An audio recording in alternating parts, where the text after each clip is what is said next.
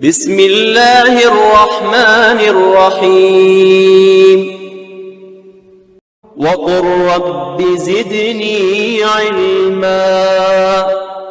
الحمد للہ رب العالمین والصلاة والسلام علی قائد الغر المحجلین نبینا محمد وعلی آلہ وصحبہ اجمعین وبعد۔ محترم بھائیوں اور بہنوں، جیسے ایک کمپنی کوئی الیکٹرانک سامان بناتی ہے تو اس کے استعمال کرنے کا طریقہ بھی بتاتی ہے، بالکل اسی طرح اللہ تعالیٰ نے جب پہلے انسان کو دھرتی کے ایک کونا میں بسایا تو ان کو یوں ہی الٹپ نہیں چھوڑ دیا کہ جیسے چاہیں زندگی گزاریں، بلکہ ان کی ہدایت اور رہبری کے لیے ہر زمانے میں انبیاء و رسول کو بھیجا، جن میں سب سے پہلے آدم علیہ السلام ہیں، جو نبی بھی ہیں اور پہلے انسان بھی ہیں، اور آخری نبی محمد صلی اللہ علیہ وسلم ہیں۔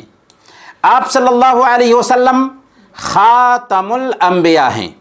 آپ کے بعد کوئی نبی اور رسول قیامت کے دن تک آنے والا نہیں ہے۔ آپ پر وحی کا سلسلہ بند ہو گیا۔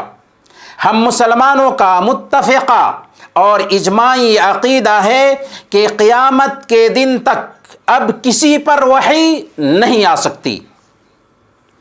صحیح مسلم کی روایت ہے، حضرت انس بن مالک رضی اللہ تعالیٰ عنہ بیان کرتے ہیں کہ اللہ کے رسول صلی اللہ علیہ وسلم کی وفات کے بعد حضرت ابوبکر صدیق رضی اللہ تعالیٰ عنہ نے حضرت عمر فاروق رضی اللہ تعالیٰ عنہ سے کہا کہ چلو ام ایمن کے پاس ان کی زیارت کرتے ہیں، جیسے اللہ کے رسول صلی اللہ علیہ وسلم ان کی زیارت کے لیے تشریف لے جایا کرتے تھے۔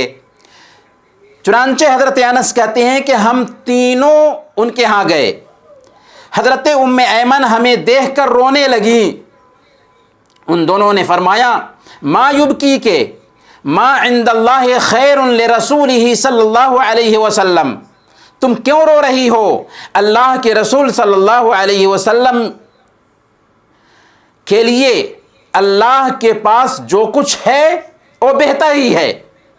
انہوں نے کہا، میں اس لیے نہیں رو رہی ہوں کہ میں نہیں جانتی کہ اللہ کے پاس جو کچھ بھی ہے وہ رسول اللہ صلی اللہ علیہ وسلم کے لیے بہتر ہے، ولیکن ابکی ان الوحی قد انقطع من السماء، لیکن میں اس لیے رو رہی ہوں کہ اب آسمان سے وحی کا سلسلہ کٹ چکا ہے۔